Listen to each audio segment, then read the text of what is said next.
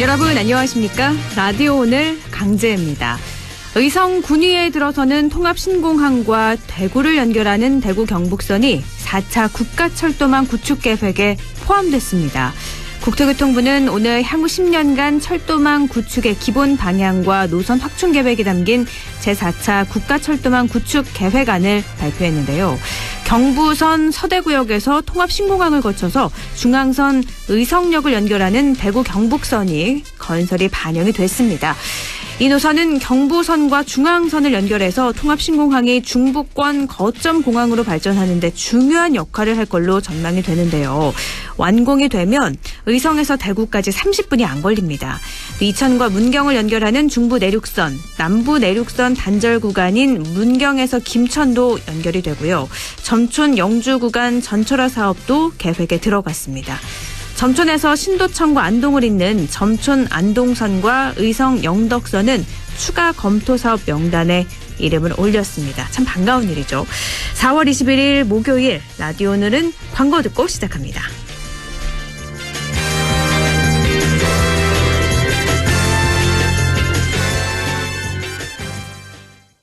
관절의 하트, 근육의 하트, 후. 관절의 펭귄이 육근, 캐펜텍 핫. 관절의 꿀해, 근육의 꿀해, 하. 관절의 펭귄이 시원, 캐펜텍 쿨. 관절염, 근육통의 세계에선 역시 펭귄이 제일, 캐펜텍. JLS 사이언스. 자, 따라해보세요. 이카운트 ERP 4만원 회계관리, 이카운트 ERP 4만원. 재고관리, 이카운트 ERP 4만원 생산관리. 사업 성공 함께해요. 이카운트 카운트 ERP의 모든 기능을 월 4만원에 드립니다. 이카운트 가입비 부가세 별도. 무공해 고원에서 자란 프리미엄 돼지고기. 고고고 고원돈, 고기는 고원돈, 육즙 가득 고원돈 암돼지. 맛있다. 고고고 고원돈, 고기는 고원돈, 부드러운 고원돈 암돼지. 무공해 고원에서 자란 프리미엄. 고원돈 암돼지. 온가족 무좀 고민엔 티어실 원스 아빠 무좀 엄마 무좀 아들 무좀 따님 무좀 티어실 원스 할라버려 티나는 무좀 티 안 나는 무좀 무좀이 고민일 때 송가인이 추천하는 무좀약 할라버려 티어실 원스 3일제약. 세상에 없던 4세대 쇼핑몰이 온다. 대한민국 최초 관상어 테마파크몰 시와 MTB 아쿠아펫 랜드. 전세계 희귀 관상어와 쇼핑 문화가 한자리에. 시와 MTB 핵심 관광시설 아쿠아펫 랜드. 상업시설 분야 1661-5390 시공 신세계건설. 남북경제협력의 허브. 파주 센트럴밸리. 파주시 대규모 희망 프로젝트 중 1단계. 파주 센트럴밸리. 역세권의 프리미엄이 더해진 세대를 이어갈 미래 가치가 완성되는 곳. 사업용지 분양 문의 1522-0844. 시공 현대 엔지니어링. 차도르니 차돌 고소한 맛 좋아. 차도르니 차돌 매콤한 쫄면과 차도르니 차돌 조밥에 싸도 좋아. 띵동, 이차돌 배달 왔어요. 이제 집에서도 이차돌을 만나보세요. 차도르니 차돌. 4월 22일 목요일 라디오 오늘은요. 1부 이인철의 시사경제, 참 좋은 경제연구소 이인철 소장과 함께합니다. 2부 이슈 오늘에선 문경시가 경북형 작은 정원 조성 공모사업 최종 사업 대상지로 선정이 됐는데요. 그래서 고윤환 문경시장 연결해서 이 사업에 대해서 이야기 나눠보겠습니다. 김성수 시사평론가와 함께하는 시간, 김성수의 세상에 읽기 끝으로 이어갑니다. 라디오 오늘 생방송 놓치신 분들은 안동 MBC 플러스 유튜브로도 다시 들으실 수 있습니다.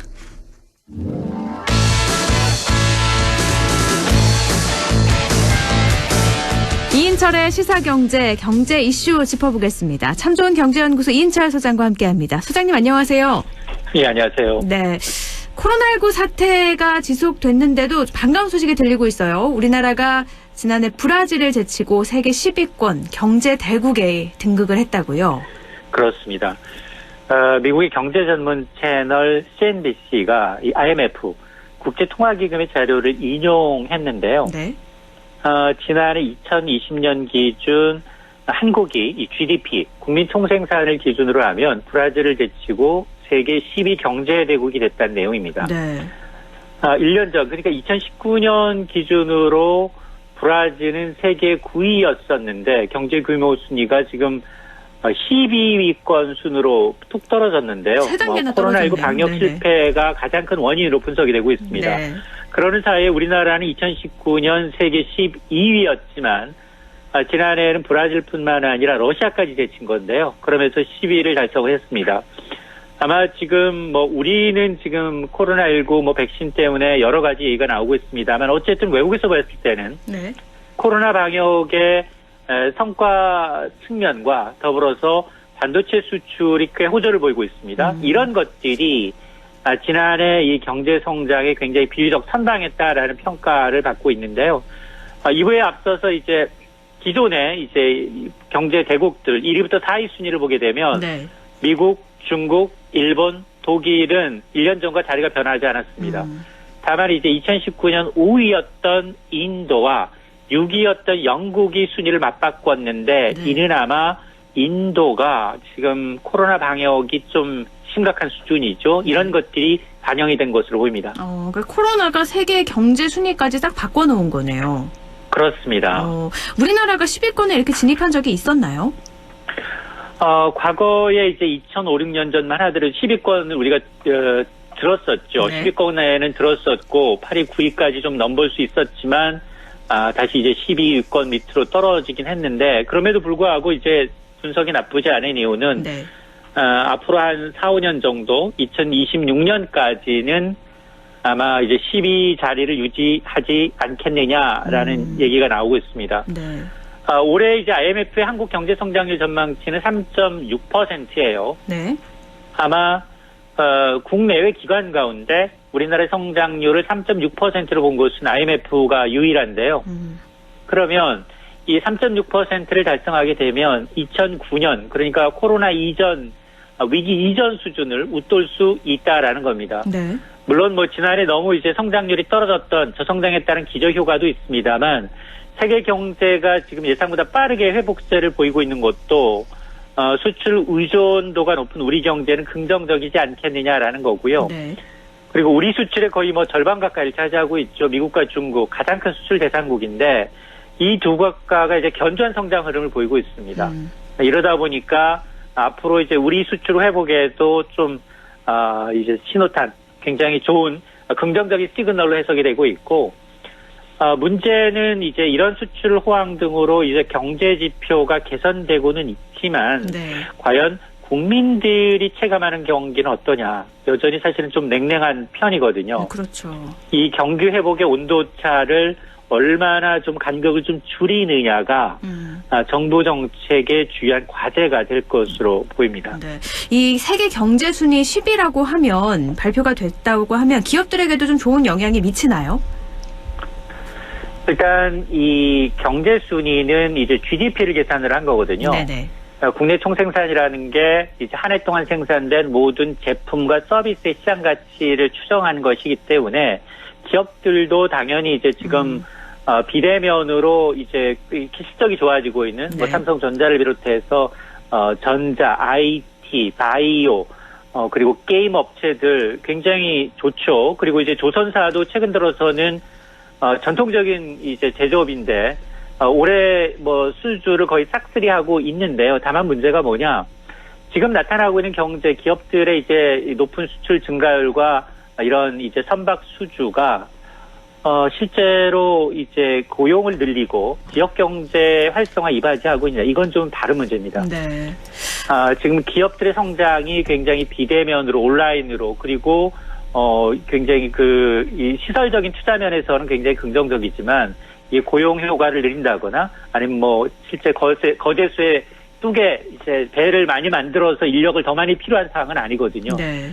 자, 이러다 보니까 이런 이제 간극을 좀 줄일 수 있는 정책이 좀 필요해 보입니다. 네, 알겠습니다. 또 부동산 소식도 있어요. 올 하반기부터 3기 신도시 사전 청약이 본격적으로 시작이 된다고요? 그렇습니다. 정부가 이제 예상대로 이제 7월부터 이제 수도권 3기 신도시 사전 청약을 진행을 합니다. 전체 공급 물량이 한 32,000호예요. 네. 이 가운데 이제 7월 가장 처음으로 인천 계양, 의뢰, 성남 복정, 의양 청계, 남양주 진접 총 4,400호를 시작으로 해서 10월, 11월, 12월 이제 올 연말까지 순차적으로 나눠서 사전 청약이 이루어지는데 네. 아니 도대체 본 청약하고 사전 청약하고 뭐가 다르냐? 그러니까요. 네. 사전 청약이라는 게 이제 공공택지에 공급하는 이 공공 분양주택의 공급 시기를 약 1년에서 2년 정도 앞당기는 겁니다. 네. 미리 가수요를 좀 당겨두겠다는 겁니다. 당첨되고 난 다음에 이제 본 청약 때까지 무주택 상태가 유지가 되면 100% 입주를 보장을 합니다. 근데 이제 분양가가 상당히 매력적이에요. 최근 집값이 서로 많이 뛰었는데 네. 3기 신도시 공공분양 아파트 분양 가격을 지금 정부 추산으로는 시세, 주변 시세 70에서 80% 수준으로 책정하겠다라는 겁니다. 네. 자, 이렇게 되면 무주택 이 실수요자들이 지금 이게 영끌에서 이제 이 하는 것보다 오히려 이제 대기했다가 3기 신도시를 분양받는 것이 더 낫다라고 이제 판단할 수 있기 때문에 무주택 실수요자들의 관심이 좀 높지 않겠느냐라는 관측이 나오고 있습니다. 그러니까 미리 어떻게 보면 잡아두는 거네요. 다른 집 못 사게. 그렇게 봐도 맞습니다. 되나요? 지금이 굉장히 지금 분위기는 그동안은 지금이 가장 싸다. 더 이상 멈추면 더 올라갈 거고 가격이 네. 오른다라는 불안감 때문에 이제 가수요가 좀 작용한 부분이 있기 때문에 네. 이런 수요는 좀 차단될 수 있습니다. 청약 자격은 그럼 어떻게 되나요? 뭐 무주택자라면 누구나 청약할 수 있는 건가요? 그렇지는 않습니다. 사전 청약은 공고일이 나와야 되거든요. 네. 공고일 기준으로 해당 지역에 거주 중이라면 누구나 신청이 가능하지만 네. 그리고 이제 본 청약 전에 1년에서 2년 정도의 의무 거주 기간을 채워야 합니다. 네. 그리고 이게 수도권 신도시다 보니까 지금 실수요자들한테 기회를 주기 위해서 안타깝게도 지방 거주자의 경우는 청약이 제한이 되고 있습니다. 만약에 지금 나는 수도권으로 직장을 잡아서 옮겨야 될 가능성이 있다면 네. 미리 주민등록을 이전하는 것도 한 방법일 수 있는데요. 네. 대신에 이번 전체 물량의 절반가량이 14,000호, 32,000호 가운데 14,000호는 신혼부부들한테 돌아갑니다. 네. 이른바 이제 신혼 희망타운이 공급이 되는데 이게 주거 문제 때문에 결혼을 망설이는 분들 또 출산을 늦추는 일이 꽤 있는데 이런 걸 좀 차단하겠다라는 건데요. 그 입주 자격이 어떻게 되느냐?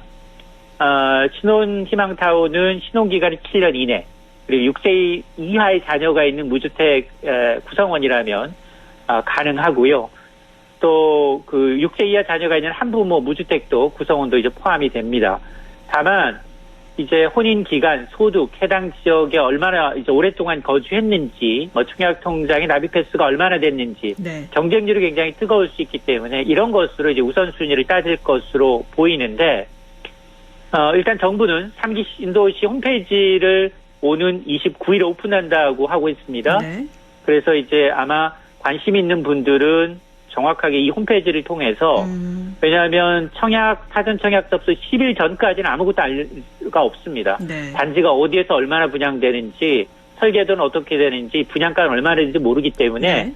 이런 것들을 좀 꼼꼼하게 챙기시는 게 좋겠습니다. 그러니까 청약 자격 같은 거는 주소 같은 걸 좀 미리 옮겨놓을 수는 있지만 그 외의 것들은 발표가 나야지 알 수 있으니까 잘 참고를 하셔야 될 것 같네요. 근데 사전 청약 당첨 후에 만약에 포기를 하면 본 청약에는 좀 제약이 있나요? 맞습니다. 이게 여러 가지 조건이 있는데 네. 포기하지 않고 사전 청약이 당첨이 됐는데 이제 포기하게 되면 3년 동안은 당첨 자격이 취소가 됩니다. 그리고 이제 만에 하나 이제 그 구성원이 이제 사전 청약 당첨 여부 관계없이 뭐 이제 청약하는 건 제약이 없지만 이제 그러나 일정 시간 이제 청약 자격이 제한된다라는 측면에서 저기가 있고 또 만에 하나 그 사이에 나는 새로 이제 공급하는 아파트 당첨됐다. 이럴 경우엔 상관없습니다. 다른 주택을 분양받거나 해당 주택의 이제 우선 공급에 따른 거기 때문에 네. 그건 포기하셔도 상관이 없습니다. 알겠습니다. 사전 청약 돼도 어쨌든 전매 제한은 있는 거잖아요. 나중에 본 청약 되면. 그래서 좀 신중하게 사전 청약 하셔야 될 것 같네요. 또 최근에 종신보험을 리모델링 해준다는 전화 저도 받았는데 이거 잘못 갈아탔다가는 피해를 볼 수 있다고요? 그렇습니다. 아이고 이건 중복 포장되고 있네요. 헛돈이 나가고 있습니다. 이런 얘기 들으면 누구나 귀가 솔깃합니다. 그렇죠. 보험은 전문가 영역이거든요. 그런데 그렇죠. 최근에 이제 금융감독원에 접수된 지난해 보험 관련 민원만 5만 3천여 건이 넘고요. 네. 최근에 이제 민원 가운데 보험 갈아타기 민원이 한 달 새 수백 건씩 늘고 있다는 겁니다. 문제는 종신보험을 갈아타면 금전적 손실이 발생할 가능성이 굉장히 높습니다. 최근 들어서 뭐 케이블 TV, 인터넷 포털, 유튜브를 통해서 보험 리모델링 관련된 이 재무 설계사들이 마케팅이 굉장히 활발합니다. 네. 그런데 기존 보험 해지하게 되면 원금은 당연히 손실 가능성이 높고요. 그리고 새로 가입한다 하더라도 이제 내 연령이 연령이 증가하면서 보험료가 더 오를 수 있다는 거거든요. 네. 이렇기 때문에 보험 갈아타실 때 이런 전화 권유를 받았다면 한 번 더 좀 꼼꼼히 따져보시는 게 중요합니다. 종신보험 같은 경우는 어릴 때 드는 게 가장 싸니까 시간이 가면 갈수록 비싸질 테니까 한 번 더 생각을 해보셔야 될 것 같은데 만약에 갈아탄다면 그럼 어떤 점을 좀 유의해봐야 될까요? 크게 한 세 가지를 주시하셔야 되는데요. 네. 우선 그 리모델링으로 내 보험료 총액이 늘지는 않나? 이걸 확인해야 합니다. 네. 기존 보험을 해지하고 새 보험에 가입하게 되면 사업비가 중복으로 들어갑니다. 그래서 보험료라는 게 또 연령 증가에 따라 상승하기 때문에 보험료 오를 수 있다는 점을 따져봐야 되고요. 네. 또 하나는 새 종신보험에 가입할 때 거덜낼 수 있는 질병 특약이 있는지 확인해야 된다는 거예요. 네. 기존 보험보다 이제 시간이 흐른 뒤에 신규 보험에 가입하는 것이기 때문에 그 사이에 새로운 질병이 생겼다 이럴 경우 신규 보험 청약할 때 가입이 제한될 수 있다는 겁니다. 네. 또 하나가 이제 리모델링 할 때 보험사가 지금 내세우고 있는 예정 이율을 좀 꼼꼼히 들여봐야 되는데요. 네. 예정 이율이라는 게 뭐냐? 보험사가 계약적으로 받은 돈을 운용해서 보험금 지급 때까지 거둘 수 있는 예상 수익률이에요. 그러니까 예정 수익이 낮으면 보험료는 비싸지는 구조입니다. 근데 통상 과거에 판매된 보험 상품들이 대부분 소비자한테 좋아요. 네. 예정이율이 높았어요.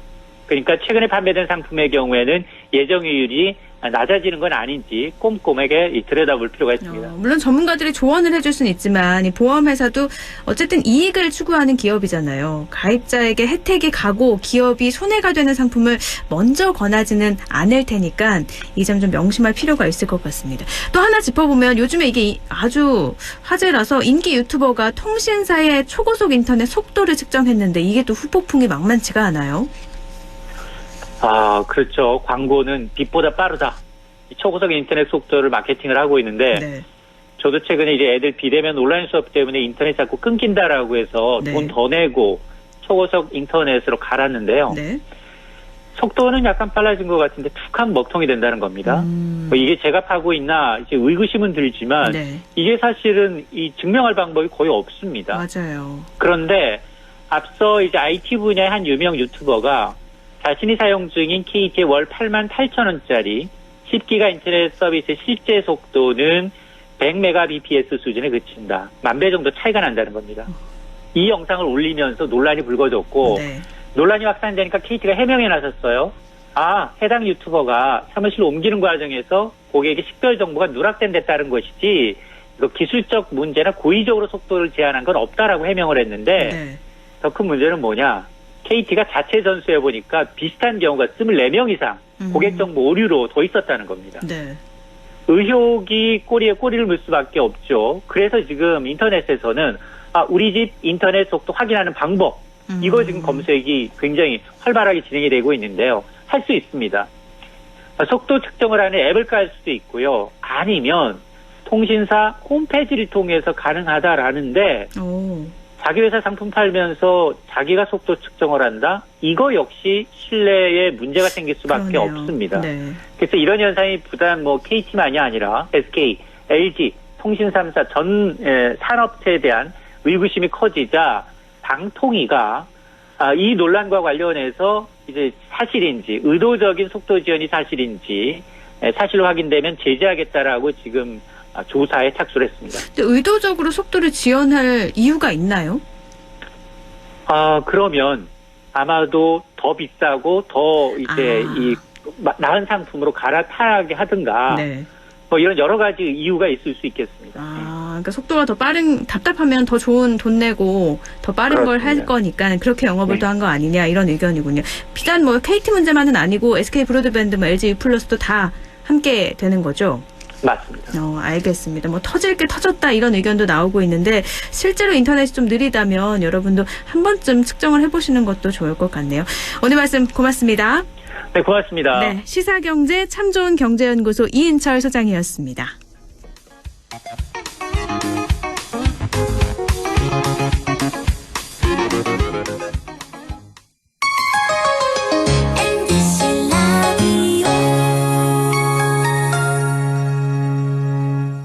할인점보다 더 실속 있고 편의점보다 더 편리하게 살 수 있는 곳, 시장보다 더 정이 넘치고 백화점보다 더 품격 있는 곳, 이런 곳이 없을까요? 네, 우리 동네 우리 할인점 펀마트가 있습니다. 지난 25년간 항상 고객과 함께한 펀마트.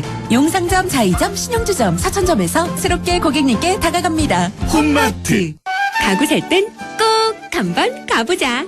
안동 명품 가구 백화점. 흑표 흑침대, 양성국 갤러리, 금성침대, 한국 가죽 소파, 장수돌 침대. 다양한 브랜드 가구를 한 곳에서 쇼핑할 수 있는 대형 가구 전시장. 안동 명품 가구 백화점. 영화보다 더 감동적인 신이 있습니다. 코로나 최전선, 의료진의 영웅신. 발코니로 떠나는 우리 가족, 여행신. 선생님은 못 만나도 집에서 열심인 열공신. 국민 여러분께서 만들어낸 감동적인 신들입니다. 그리고 이제 모두가 기다려온 백신으로 해피엔딩 신을 보여줄 차례. 우리가 함께 만든 최고의 신들이 있어 대한민국은 반드시 코로나19를 이겨낼 것입니다. 공익광고협의회.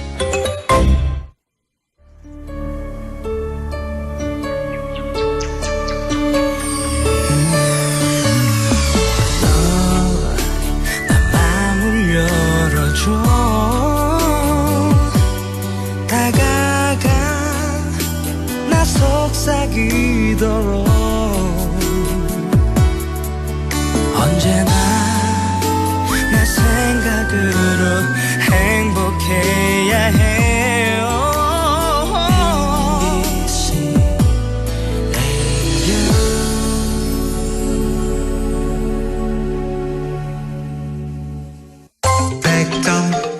MBC 라디오. MBC 라디오.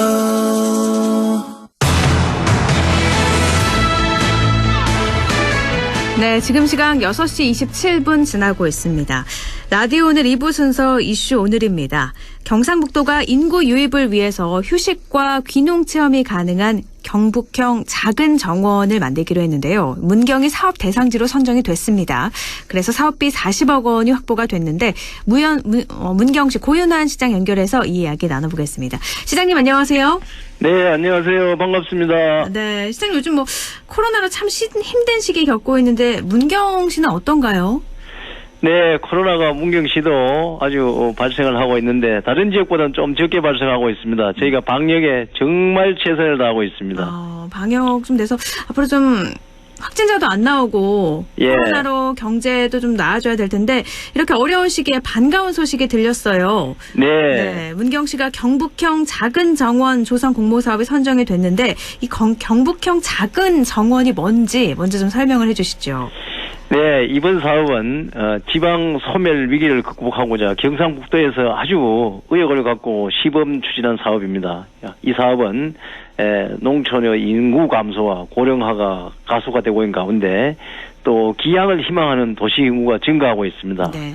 그래서 이러한 소에 대응해서 농촌 고유의 특징과 자연 환경을 최대한 활용해서 휴식과 여가와 영농을 할 수 있는 그런 경북형 클라인 가이텐이 이번에 조성이 됩니다.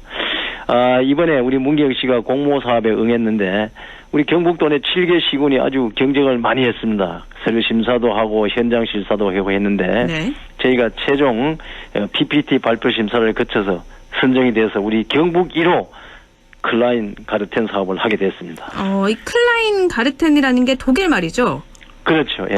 작은 정원 이런 뜻인 것 같은데 이게 독일에서 시작한 운동이잖아요. 그렇죠. 예. 여기 클라인 가르텐 사업이 정확하게 뭔지 궁금하거든요. 예, 독일어로 클라인은 작다는 뜻이고 네. 가르테는 가든, 영어로는 가든이고 우리말로 정원입니다. 그래서 네. 작은 정원을 뜻합니다.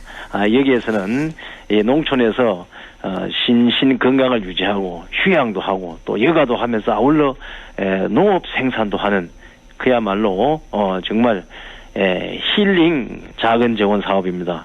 이 도시민들이 자연 속에서 또 여가와 휴식을 즐기면서 아울러 또 체류하고 그리고 기농기촌을 체험하는 그런 아주 정말 우리가 드림시티 꿈의 도시로 가는 그런 아주 좋은 사업이 되겠습니다. 그러니까 정원을 따로 만드는 게 아니라 지금 가지고 있는 자연들을 활용해서 도시민들이 좀 힐링할 수 있는 그런 공간을 만드는 거군요. 네, 바로 그것입니다. 예. 알겠습니다.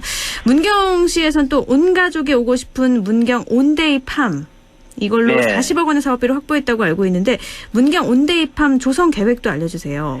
네, 이번에 저희가 경북형 클라인 가르텐 사업에 공모를 할 때 우리 계획 이름이 문경 온데이 팜입니다. 그러니까 클라인 가르텐을 하려면 온데이 팜을 하겠다 이런 거군요. 예, 그렇게 해서 이 온데이라는 뜻은 우리가 경상도 사투리로 온데이 온다 온데이 그런 뜻입니다. 네. 예, 그래서 총 사업비는 40억 원이고 영숙면 김용리에 만들게 됩니다. 그래서 문경의 온데이는 문경의 도시민들이 자주 오고 싶어하는 체류시설을 만든다는 뜻이고 또 보면 이 안에 온데이 안에 따뜻한 온데이 그게 따뜻한 마음으로 온데이 이런 이 말은 우리가 모든 사람들이 어울릴 수 있는 공동체 시설을 만든다는 뜻이고 또 언제나 온데이는 항상 온다는 뜻입니다. 거기에서는 우리가 이렇게 매력적인 도시를 만들어서 늘 즐기고 배울 수 있는 그런 다양한 프로그램을 만든다는 그런 복합적인 뜻이 있습니다. 온데이. 온데이. 문경으로 온데이 이런 팜. 알겠습니다. 이름이 참 재밌네요.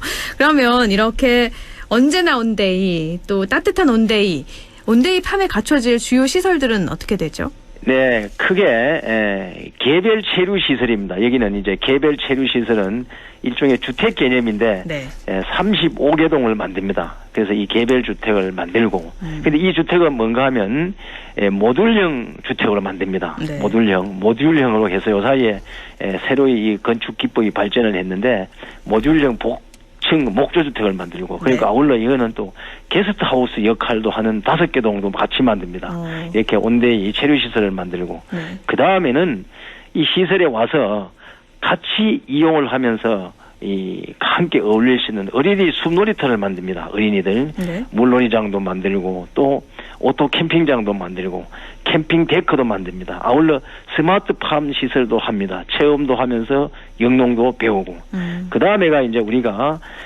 이러한 우리 이 공동 체류 시설 또 그다음에 개인이 살 수 있는 목조 주택 여기에서 이제 프로그램 이 바로 이제 농업교육 프로그램입니다. 농업교육 프로그램과 어린이 체험 프로그램 여기는 이제 스마트팜도 들어가고 다양한 우리가 건강 힐링 프로그램도 같이 들어갑니다. 아예 문경으로 와서 사는 집 개념인 체류 시설도 있고 또 여행 와서 며칠 묵어가는 그런 게스트하우스 같은 것도 있고 두 개가 따로따로 있는 거군요. 네, 그렇습니다. 이렇게 조립형 복층 목조 주택으로.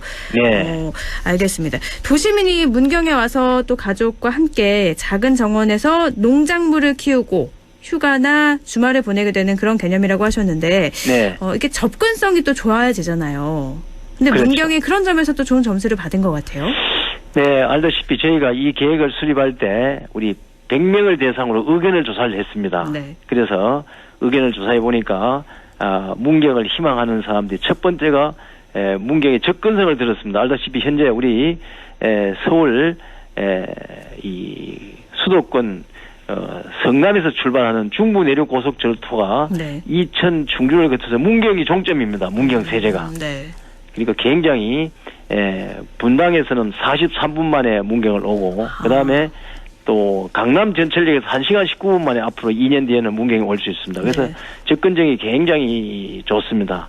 그다음 두 번째가 우리가 이제 문경에 와서도 여기 지역이 점촌 도심과 거리가 아주 가깝습니다. 그렇게 해서 아울러 이 지역이 가까이에 영강 하천이 흐릅니다. 그래서 아주 전망도 좋고 그런 이런 접근성과 그 다음에 좋은 전망 그리고 또 아울러 이 농촌의 소위 말해서 전원도시의 그런 풍을 느낄 수 있는 그런 걸 감안을 해서 우리 지역 경제 활성화와 또 지방의 인구 감소 위기에 대응하는 그런 최저 조건으로 이번에 이 지역을 선정해서 추진을 하고 있습니다. 사실 문경하면 문경세제 이렇게 바로 떠오르긴 하잖아요. 네. 그런데 사업 대상지는 또 영순면이더라고요. 그렇죠. 네, 영순면은 우리 이제 기존에 문경에는 도심이 점촌 동 지역이 인구의 50%가 살고 있거든요. 그래서 여기 아주 가까운 것이 영순입니다. 그 영순인데 그게 또 영강 하천이 아주 아름다운 아주 하천폭이 300m 가까이 되는 하천이 같이 흐르는 그런 곳입니다. 자연 경관도 뛰어난 것 같은데 영순면을 조금 더 소개를 해주세요. 그럴까요? 예. 우리 이 지역은 영강이 앞에 흐르고 있고 자연 경관이 아주 수려합니다. 그리고 또 관광자원과 농업자원 연계가 가능한 곳입니다. 특히 문경시청은 10분 이내 거리가 있고 직선거리는 막 1.5km 됩니다. 그다음에 정읍촌 시외버스터미널, 점촌기차역, 앞으로 이 점촌기차역은 수도권 중부내륙 고속철도역이 또 여기 생깁니다. 그래서 아주 가까운 시설이고 그다음에 또 농업과 관련해서는 현재 거기 직선거리 800m 위치에 우리 점촌지역 랜드마크 요거는 이제 관광농업단지입니다. 농업관광단지를 현재 10만 평 규모로 대대적으로 조성을 하고 있는데 거기에 직선거리 8m 거리에 위치해 있고 그리고 그 안에는 지금 랜드마크 사업 안에는 청정식물원 또 다음에 소나무숲 전망대 수석전시관 바위공원 또 보행교 등 다양한 관광시설이 가까이에 있습니다. 그리고 그 시설 안에는 미나리라든가 체리라든가 애플망고 표고버섯 같은 이 정말 이 친환경 우리 농산물이 지금 생산되고 있습니다. 이렇게 연계가 돼 있어서 이 영순 우리 클라인 가르튼 사업은 이 사업들하고 시너지 효과를 낼 수 있어서 정말 관광과 농업 체험 활동 등으로 온 가족이 오고 싶은 문경 온데이팜 조성이 지금 진행되고 있습니다. 아니 시장님 말씀 들어보니까 너무 좋잖아요. 다 800m고 1.1km고 걸어서도 갈 수 있는 거리고 모든 것들이 다 가능하다 이렇게 들리긴 하는데요. 인구 유입 증가 또 여기에 많은 공 들이고 계시잖아요. 그렇습니다. 네, 근데 온데이팜으로 직접적인 인구가 많이 유입되지는 않잖아요. 사업 계획상. 간접적으로 좀 도움이 될 것 같은데. 35가구가 들어오니까 한 가구당 2명이라면 70명. 만약에 3명이라면 105명이 오는데 아마 70명에서 100명 사이 80명 내외가 인구 유입 효과가 있을 것 같습니다. 그건 직접적인 인구 유입 80여 명인 거고 간접적으로는 어떻게 기대를 좀 하고 계세요? 네, 그렇습니다. 우리 지금 문경시가 특이한 현상이 최근에 이제 2009년, 2010년 이렇게 2년 연속 출생아가 늘고 있습니다. 이 경북에서 사실 유일한데 2년 연속. 그리고 지난해 코로나가 힘들었잖아요. 지난해에는 우리 문경에 1164세대 1399명이 문경으로 기농기촌을 했습니다. 문경이 아주 기농기촌으로 아주 유명합니다. 그리고 이번 사업을 통해서는 이 체류하면서 정주 인구가 증가하고 지역 경쟁력을 확보할 수 있고 또 기농기촌 기양을 희망하는 도시민들에게 전원 생활을 사전에 체험할 수 있는 그런 기회를 제공하게 됩니다. 이렇게 체험을 하고 난 다음에 많은 분들이 휴식과 여가 생활을 보내면서 특히 문경에 관광자원이 많은데 단산 모노레일이며 문경 세제 미려공원 또 문경에 또 에코랄라 또 세계적인 돌리는 습지 이런 볼거리가 많기 때문에 아마 여기에서 체험하고는 문경에서 정주하지 않겠느냐. 알다시피 또 문경에는 먹거리가 문경 약돌 돼지, 약돌 한우, 문경 사과, 문경 오미자 등 먹거리도 많기 때문에 문경에 체험함으로써 또 여기 아예 눌러 앉게 되면 이제 우리 인구도 늘고 지역 경제도 활성화되는 그런 효과가 지금 간접 효과로 나타난다고 봅니다. 그렇군요. 경북에서 유일하게 출생아 수가 늘고 있는 문경시에서 이렇게 또 클라인 가르텐 사업을 하고 있는데요. 워낙에 홍보를 잘하셔가지고 마지막으로 청취자분들께 경북형 클라인 가르텐 작은 정원 1호 문경 온데이팜 성공할 수 있도록 어떻게 하실 건지 좀 홍보하는 시간 좀 드릴게요. 네, 우리 경북형 클라인 가르텐 조성사업 1호로서 문경시는 사업 성공을 위해 책임감을 가지고 사업 추진에 임하겠습니다. 다양한 선진 사례를 벤치마킹하고 또 폭넓게 주민 의료원 수렴을 통해 내실이 있는 사업 계획을 수립하고 또 자연, 관광, 농업 등 다양한 지역 간 연결을 통해 주민과 상생하고 또 아울러 도시민들이 만족할 수 있는 기농기촌으로 이어지도록 하겠습니다. 지방 소멸에 대응하고 또 우리 청정 문경에서 꼭 성공할 수 있도록 경북형 클라인 가르텐 사업 1호를 반드시 성공시키겠습니다. 네, 꼭 성공하길 함께 응원하겠습니다. 네, 오늘 말씀 고맙습니다. 네, 감사합니다. 네, 지금까지 고윤환 문경시장이었습니다. 라디오 오늘에서는 청취자 여러분의 참여를 기다리고 있습니다. 우리 지역에서 발생한 사건, 사고 소식이나 함께 토론하고 싶은 내용을 안동 MBC 홈페이지 라디오 오늘 게시판에 올려주시기 바랍니다. 전화와 문자 참여도 하실 수 있습니다. 전화는 851국에 7191번, 문자는 샵 0913번으로 보내주시면 됩니다. 문자는 단문 50원, 장문 100원의 정보 이용료가 있습니다. 여러분의 많은 참여 바랍니다.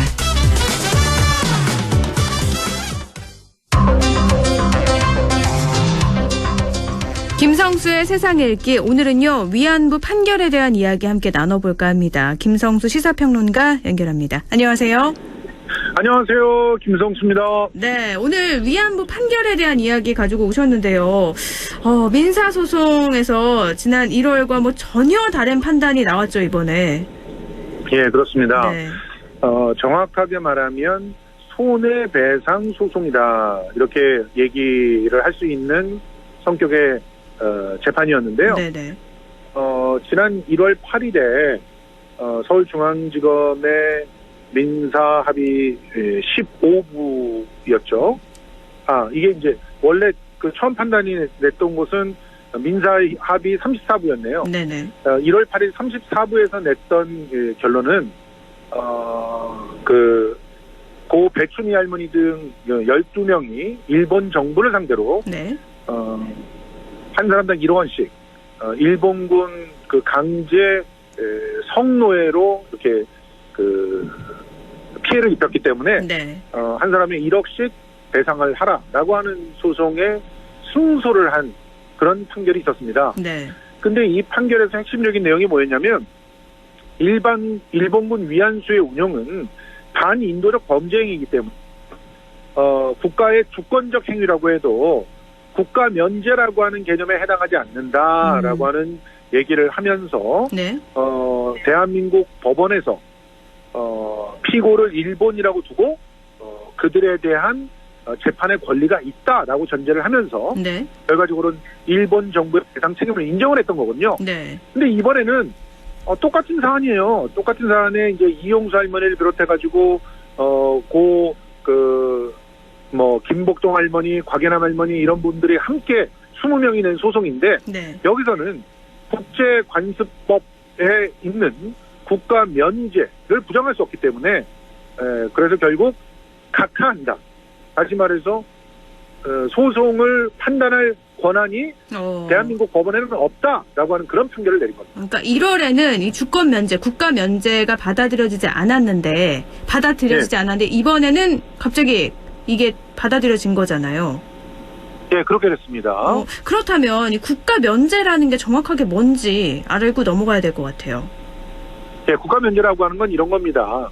각각의 국가가 자신의 주권 하에 그 주권 영향력 안에 있는 국민들에 대해서 판결을 할 수 있는 그런 권한을 가진다는 것이고요. 네. 그 국가가 다른 나라의 국민들에 대한 어떤 여타의 주권을 갖다 침해하거나 뭐 어떤 그 일들이 있었다고 해도 그거는 국가와 국가가 외교적으로 정치적으로 해결을 해야 될 내용이지 다른 나라에서 법원에서 그 국가를 피고를 해서 판결을 할 수는 없다라고 하는 내용입니다. 이것은 쉽게 말해서 국가라고 하는 시스템 자체의 존재를 인정해주면서 네. 그 시스템이 법치로 인해서 또 각 주권재민의 어떤 원칙에 따라서 합리적인 선택과 판단을 할 거라고 하는 전제를 통해서 존중해주는 것이거든요. 네. 그리고 그들이 또 외교적인 어떤 그 노력들을 했다고 한다면 그 노력이 정상적인 그 주권의 행사 아래 있는 것이기 때문에 그 외교적 합의를 보아서 그 국가가 정말 불법적인 일을 하는가 아니면 합법적으로 각 구성원들의 그 어떤 위임을 받아서 일을 하는가 이걸 따지는 거예요. 네.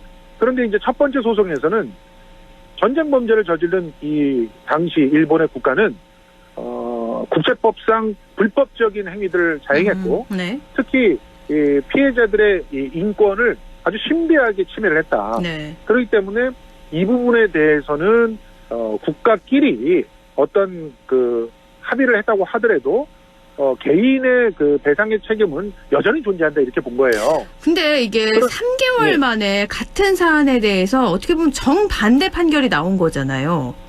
이게 그러니까 실제로는 국가 면제가 뭐 쟁점이다라고 우리나라의 그 언론들에서 막 이렇게 보도를 했는데 사실 이거는 본질을 가리는 그런 그 보도라고 생각을 합니다.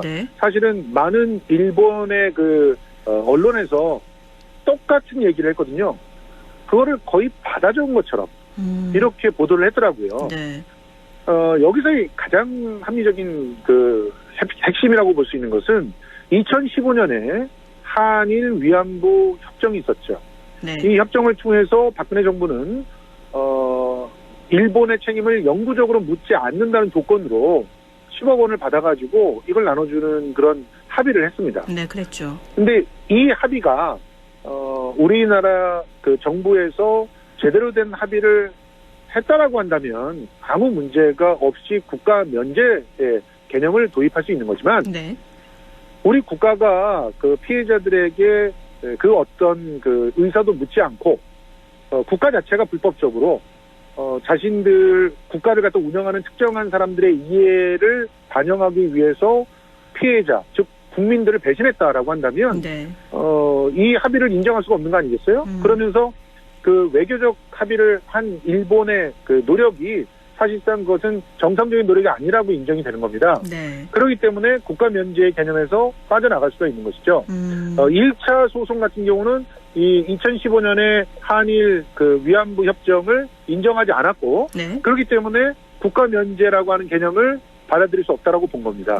그런데 이번에 그 민사 합의 15부에서 이제 확인해 준 내용은 2015년에 한일 그 위안부 협정을 인정하는 전제하에 이런 결론을 내린 것이죠. 그러니까 이번에 진짜 핵심은 2015년에 한일 양국이 위안부 문제에 대해서 합의한 그 내용이 받아들여졌든지 아닌지 그거네요. 그렇습니다. 그래서 결과적으로는 그것을 전제로 한다면 일본은 외교적인 노력을 꾸준히 한 것이 되고 그래서 합법적인 그런 주권에 대한 어떤 노력들을 한 당사자로서 존중을 받게 되는 것이고 우리 정부도 그런 노력을 한 당사자가 돼서 그 외교적 합의를 존중해야 되는 것이 되고요.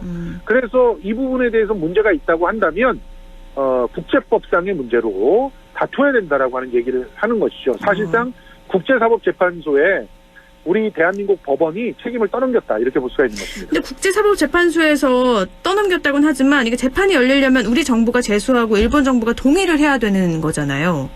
맞습니다. 그런데 일본이 우리나라 법원의 재판에 대해서도 전혀 인정을 하지 않고 아예 출석도 안 하고 무시를 해버린 작전을 썼잖아요. 네, 그렇죠. 그런데 국제사법재판소에 합의를 해줄 리가 있나? 해줄 리가 없지요. 그러니까 어떻게 보면 굉장히 무책임한 판결이 나왔다고 볼 수 있는 것이고요. 그러니까 법의 조문만을 기계적으로 해석한 판결이 아니냐라고 민변을 비롯한 시민사회단체들이 반발하고 있는 것이 바로 그 내용입니다. 그리고 국제사법재판소에 넘겼을 때 또 다른 그런 일본의 역공이 올 가능성이 있습니다. 특히 호사카 유지 교수 같은 경우는 이 문제를 분석하면서 만약에 일본이 독도 문제를 함께 받으면은 우리가 가겠다라고 할 수도 있다는 거예요. 이렇게 되면 우리가 실질적으로 점유하고 있는 그런 영토를 어떻게 보면 국제적으로 내놓으면서 이 재판을 해야 되는 상황이 벌어지고 있거든요. 그래서 이 부분에 대한 논란들은 여전히 남아있는 상황입니다. 지금 참 위안부 문제에 대해서 위안부 할머니들이 이 판단에 대해서 얼마나 또 속상해 하실지 어떻게 뭐 입장이 나왔나요?